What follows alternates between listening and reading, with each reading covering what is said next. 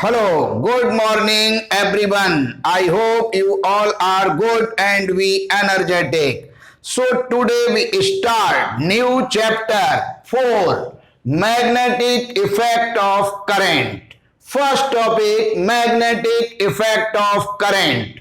When current is passed through a conducting wire, it produces a magnetic field around it. This effect is called magnetic effect of current.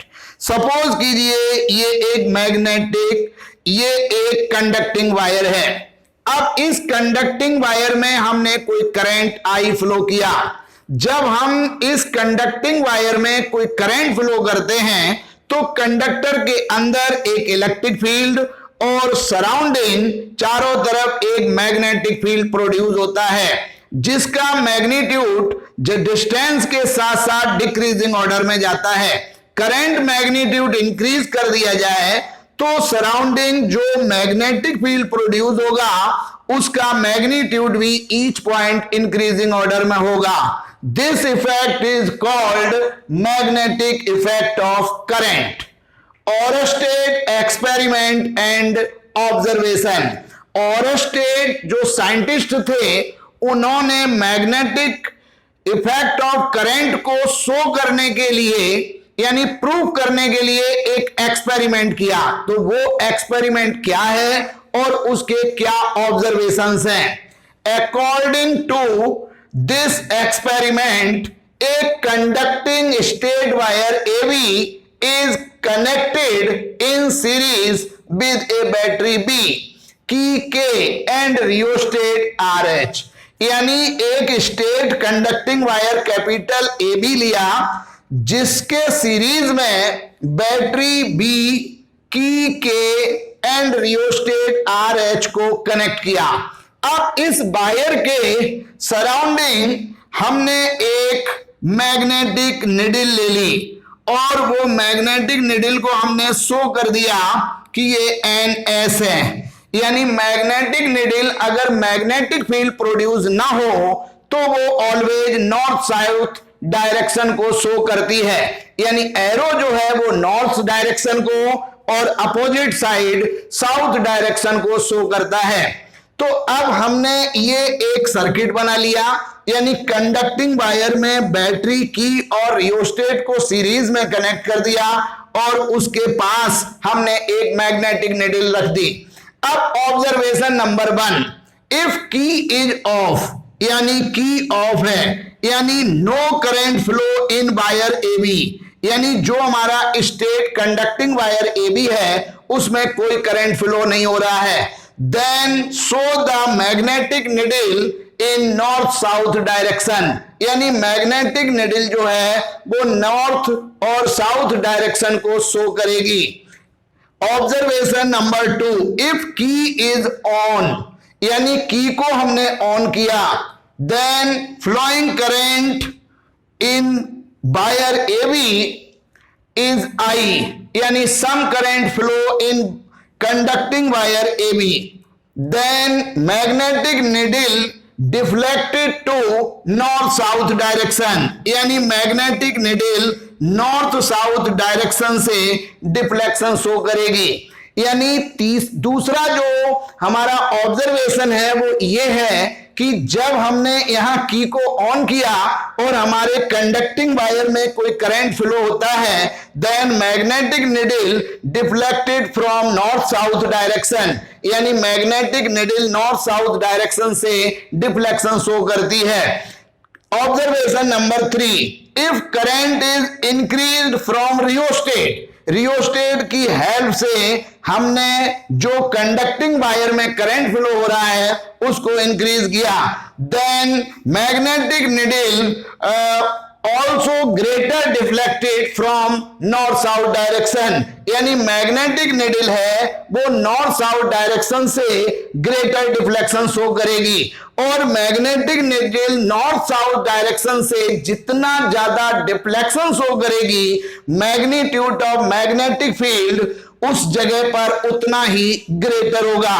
Next observation, if current direction is opposite, यानी battery के terminal opposite connect कर दें और current की जो direction है conducting wire में वो V to A कर दें, तो magnetic needle deflection is opposite, यानी मैग्नेटिक निडल का जो डिफ्लेक्शन है वो पहले का अपोजिट हो जाता है। इसका मतलब ये हुआ कि magnetic field magnitude is same if current is also same but direction is opposite. Next observation, अगर हम इस मैग्नेटिक निडल को वायर के दूसरी साइड रख दें तो deflection is also opposite. It means wire के वन साइड मैग्नेटिक फील्ड की जो डायरेक्शन है अपोजिट साइड डायरेक्शन अपोजिट होगी। यानी कुल मिलाकर के जो ओरस्टेड एक्सपेरिमेंट है उससे हम ये समझ पा रहे हैं कि किसी कंडक्टिंग वायर में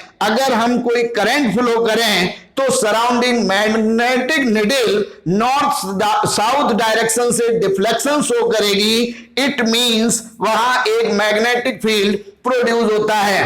कारण यह है कि मैग्नेटिक निडल नॉर्थ साउथ से डिफ्लेक्शन तभी शो करती है जब वहां पर एक मैग्नेटिक फील्ड प्रोड्यूस हो, और करंट का मैग्नीट्यूड इंक्रीज करने पर ये डिफ्लेक्शन आल्सो इंक्रीज होता है। इट मींस मैग्नेटिक फील्ड का जो मैग्नीट्यूड है वो इंक्रीज होता है।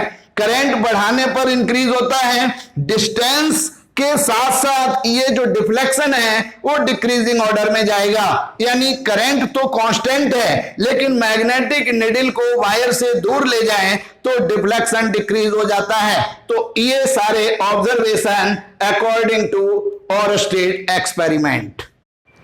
Magnetic field, the field produce around a conducting wire due to flow of current in it is called magnetic field. यानी जब हम किसी कंडक्टिंग वायर में कोई करंट फ्लो करते हैं तो मैंने बताया कि सराउंडिंग एक मैग्नेटिक फील्ड प्रोड्यूस होता है।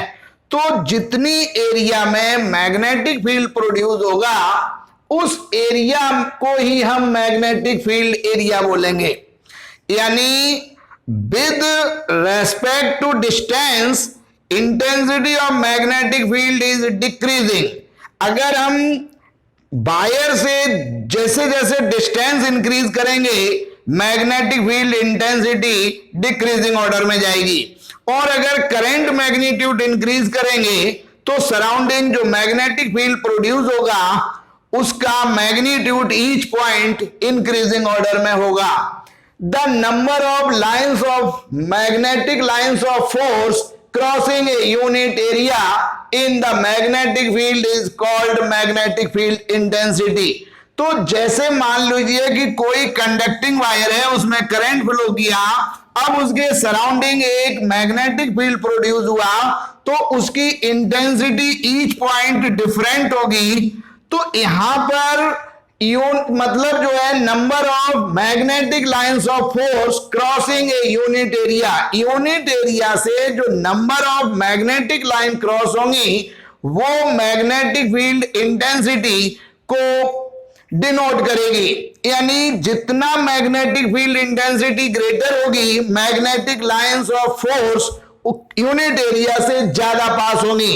यानी magnetic lines of force intensity increasing order में होगी जब लाइनें पास पास होंगी। It's also called magnetic induction. Magnetic field intensity को मैग्नेटिक इंडक्शन भी बोलते हैं और मैग्नीट्यूड ऑफ मैग्नेटिक फील्ड भी बोलते हैं।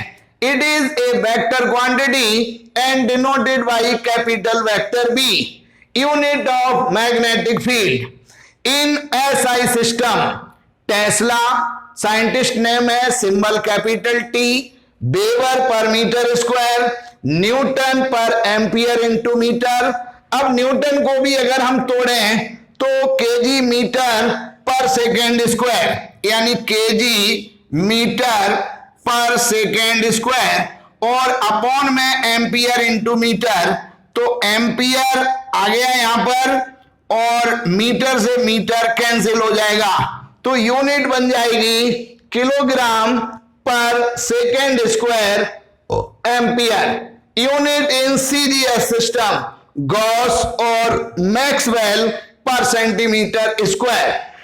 Relation between SI system and CGS system, यानी 1 SI system is equal to 10 की पावर 4 सीजीएस सिस्टम, यानी 1 वेबर पर metre square is equal to 10 की power 4 gauss. Dimension of magnetic field, तो यहां से कैलकुलेट हो जाएगी m1 लेंथ है नहीं L0 टाइम t-2 और ampere A-1। Magnetic flux, the magnetic flux crossing an elementary area vector dA, यानी मैग्नेटिक फील्ड की एलिमेंट्री एरिया वेक्टर dA से पास होने वाला magnetic flux is equal to the scalar product of magnetic field intensity and elementary area vector dA, यानी किसी magnetic field की elementary area से pass होने वाला जो मैग्नेटिक फ्लक्स है is equal to the scalar product of magnetic field intensity capital vector V and elementary area vector dA।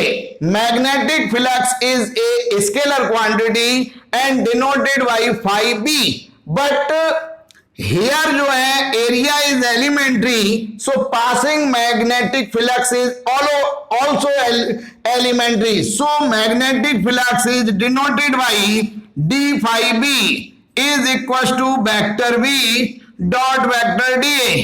So d phi b is equal to b dA cos theta, here theta angle between magnetic field intensity and elementary area, its unit यानी unit of magnetic flux.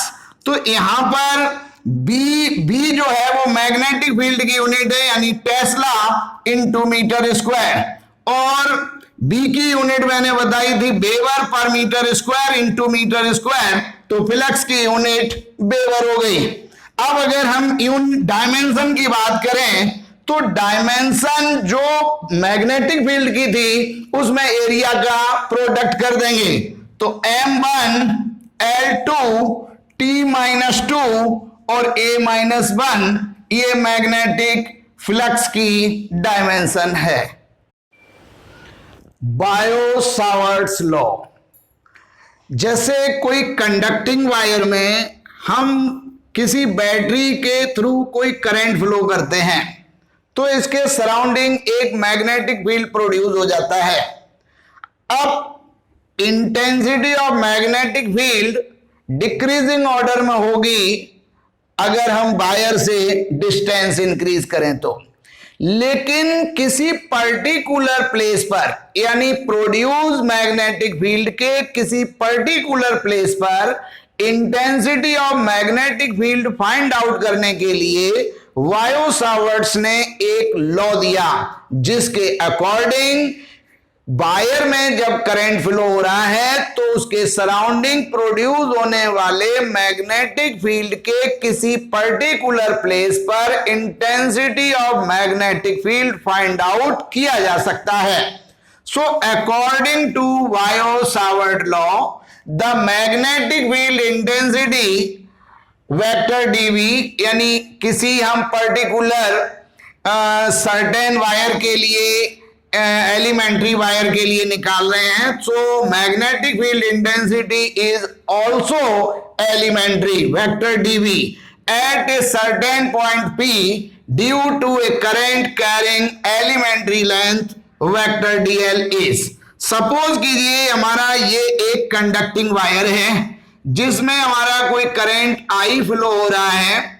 अब इस wire से हमने small r distance पर suppose कोई point P है जहां पर हमें magnetic field intensity find out करनी है, तो हमने सपोज कीजिए एक एलिमेंट्री लेंथ या ली वेक्टर dl, और उसमें जो करंट की डायरेक्शन है वो डायरेक्शन इसके टेंजेंशियल होगी, ये यहां पर ये एंगल थीटा है। तो at point P produce magnetic field intensity number 1 dV is directly proportional flowing current in the conducting wire, यानी dV directly proportional I, equation first. Number 2, produce magnetic field intensity is directly proportional elementary length of the conducting wire dl, यानी जितना length wire की greater होगी magnetic field intensity भी greater produce होगी। Number 3, produce magnetic field intensity is directly proportional sin theta, here theta angle between distance and direction of current in elementary length, equation third। fourth number, produce magnetic field intensity at point P is inversely proportional square of distance, यानी dV inversely proportional r square, equation 4। From